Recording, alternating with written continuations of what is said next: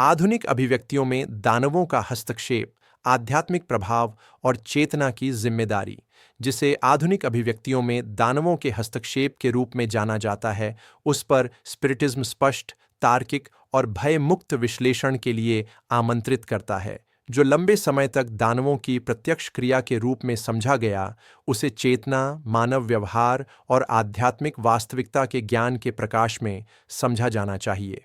स्पिरिटिस्ट सिद्धांत के अनुसार आधुनिक अभिव्यक्तियों में हस्तक्षेप करने वाले दानव पारंपरिक अर्थ में नहीं हैं, बल्कि वे अपूर्ण आत्माएं हैं जो अभी भी भौतिक हितों, अहंकार, भ्रांतियों और भावनात्मक असंतुलनों में बंधी हुई हैं। ये आत्माएं, जैसे कि अवतारित लोग, अज्ञानता और नैतिक परिपक्वता के विभिन्न स्तरों को धारण करती हैं।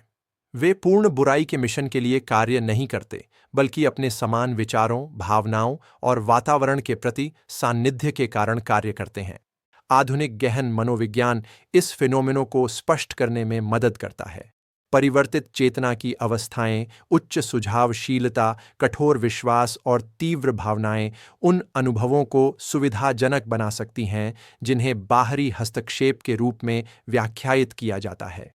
जब व्यक्ति सब कुछ दैवीय शक्तियों को सौंपता है, तो वह उन प्रक्रियाओं की जिम्मेदारी को बाहर स्थानांतरित कर देता है जो बड़े पैमाने पर उसकी अपनी मानसिक और भावनात्मक संरचना से संबंधित होती हैं।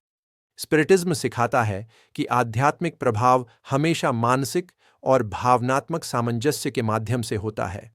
समान विचार एक दूसरे को आकर्षित करते हैं। भय, असंतुलित जिज्ञासा, सनसनीखेजता या विवेक की अनुपस्थिति से चिह्नित वातावरण समान रूप से परेशान आत्माओं के निकट आने को बढ़ावा देते हैं।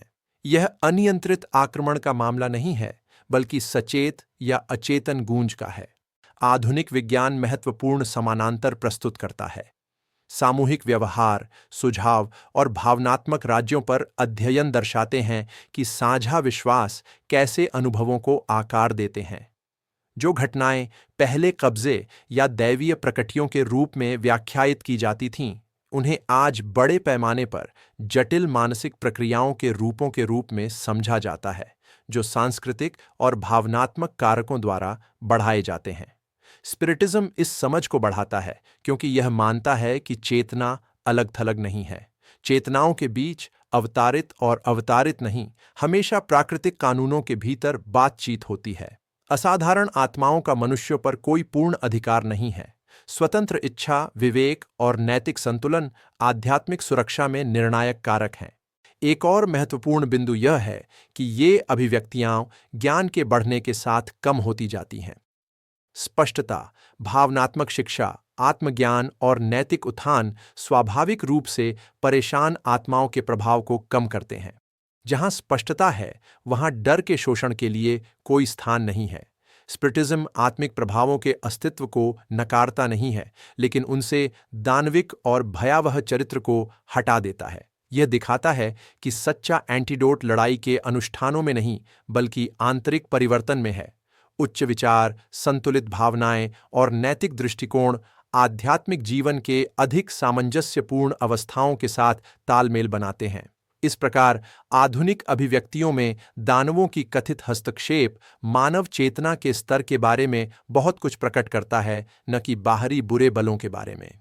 आध्यात्मिक और वैज्ञानिक प्रगति वास्तव में डर को समझ से और अंधविश्वास को जिम्मेदारियों से बदलने की दिशा में बढ़ रही है।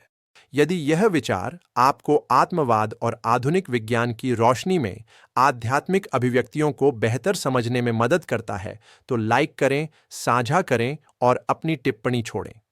आपकी भागीदारी इस संदेश को अधिक लोगों तक पहुंचाने में मदद करती है।